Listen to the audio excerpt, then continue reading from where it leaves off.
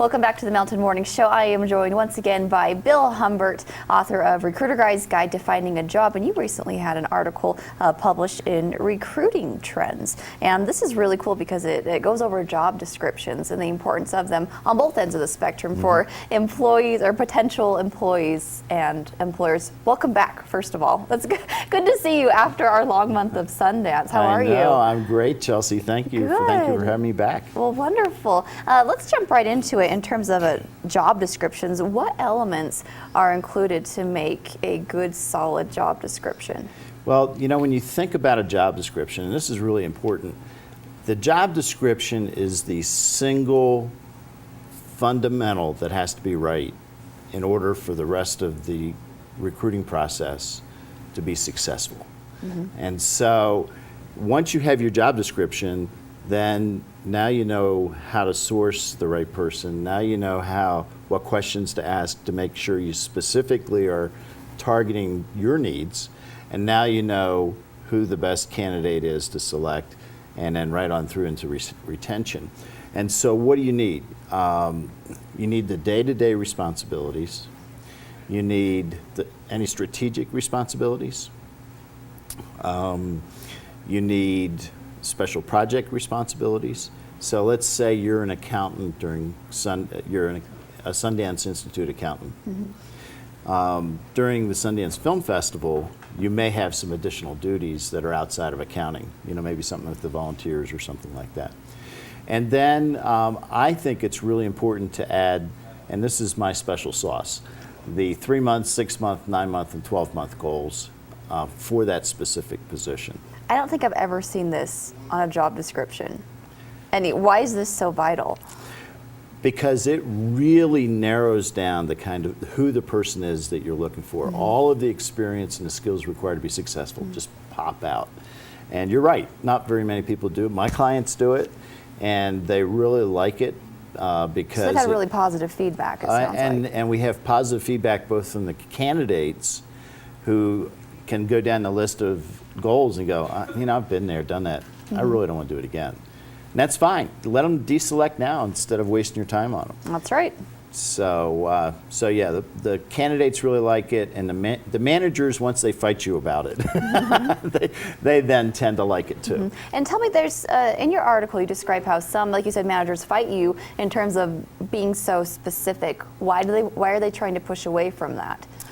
Well, first of all, they're busy people, and so they don't want to think in that level of depth. You know, their response is, it's just a job description. Go find me an accountant. Go find me a director. Blah blah blah, and so and essentially, and I hate to say it in these words, but they're being lazy. And it's, you know, this is the fundamental. This is the first step of the search for the right person for them. And if you get this one wrong, you're going to find the wrong person. And speaking of, do you have any stories or experiences in dealing with this situation and creating a job description and getting a good or bad outcome? Oh, I had one manager one time, as an IT manager, and we were looking for an ERP person, and so they were JD Edwards software, and so I kept pushing her, give me some goals so I can understand really what this person looks like. And so we ended up bringing some people in that I found, and one of them just, you know, she liked him, but she liked, you know, it was one of those, it feels good in my gut. And guts are great for storing and processing food, but not so good for selecting candidates. She hired him. And 6 months later, she came back to me and she said, hey, Bill, that guy you recruited for me is not working out. And I said, remember the conversation that we had just before you extended the offer where I thought maybe we should throw this batch back in and go find some more? She goes, well, okay. It's one of those terrible I told you so moments. Without trying to say I told you so, but yeah. You were nice about it, I'm sure. Tried. Well, so what did she end up doing after the fact? Well, you know, we ended up going out, and she never did set goals.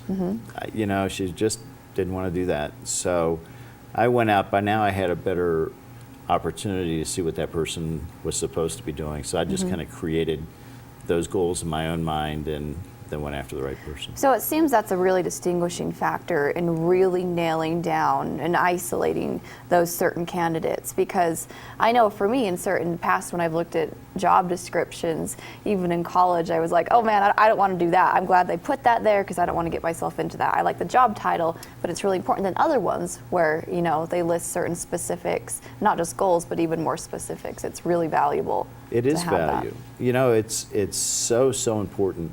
And you know, when you look beyond the recruiting process and you look into retention of great candidates, when you have those goals and then the manager talks during the year regarding, you know, how are you towards reaching this goal? Where are you? How are you towards reaching this goal? Where are you? Do you need any help from me? At the end of the year, the annual review is pretty easy because the goals have been laid out for the entire year. They made them or they didn't make them. Okay, well, Bill, what are the next steps that hiring managers need to take? The first one is to understand that recruiting is a sales process. It mirrors a sales process perfectly. And then once you understand that, now sit down and think about that new or that replacement position and think in terms of the 3-month, 6-month, 9-month, and 12-month goals. You know, take the time to think it out because this is the fundamental. This is the base of your entire search. And whether you're a store owner in town or you're down at Skull Candy, it's important as a hiring manager to really know who it is that you're looking for. Excellent. Well, Bill, thank you so much. Pleasure as always. Thank for you, your Chelsea. time. You're Yeah. doing a lot around town. I just wanted to mention you had a fun time this weekend because you were hanging out at some of the great events. Yes, you know, I went and I saw Sean White just. Did you recognize him?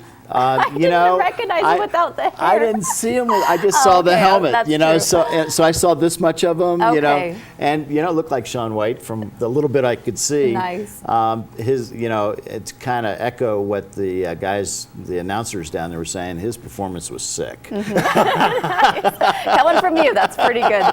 Thank you so much, Bill. I'm so pleased you had a great weekend, and we look forward to more of your interviews in the coming months. So thanks so much. Thank you, And Chelsea. remember, like Bill was saying, get those job descriptions down. Talk to Bill if you need help with that. We'll be right back after this quick break. It's about 33 minutes after the hour. We're going to show you more of what happened this past weekend.